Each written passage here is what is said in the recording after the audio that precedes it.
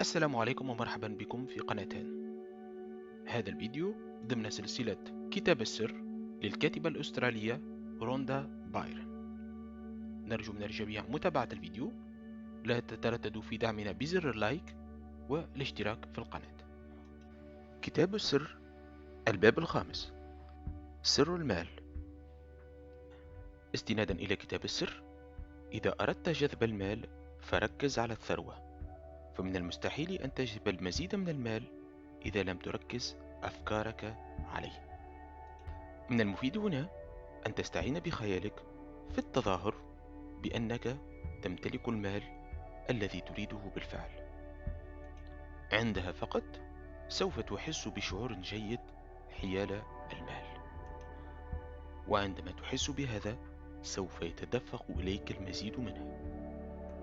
الشعور بالسعادة هو أسرع الطرق لجلب المال إلى حياتك. أعقد النية على أن تتطلع إلى كل شيء تريده وتقول لنفسك يمكنني شراؤه والحصول عليه. عندها فقط سوف يتحول فكرك نحو جمع المال. امنع المال لتحصل على المزيد منه في حياتك، وكأنك تقول لنفسك أنا لدي الكثير. اجعل كفة أفكارك دائما ترشح لصالح الثروة، وفكر باستمرار في الثروة. ما رأيكم أصدقائي في هذه القواعد؟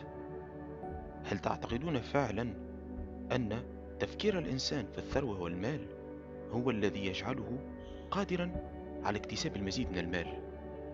حسب اعتقادي الشخصي، أن تفكر في المال هو أن تجعل لك هدفا في حياتك، ثم تعقد النية وتتوكل على الله عز وجل. هذا هو ما يؤمن به كل مسلم، التوكل على الله عز وجل.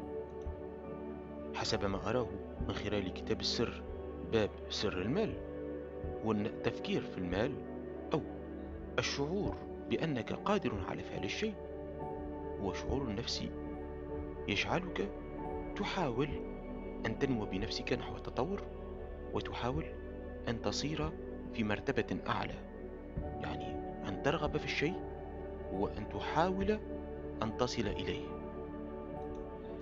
أخيرا إخوتي، أشكركم على متابعة الفيديو. لا تترددوا في إعطاء آرائكم في التعليقات والضغط على زر اللايك.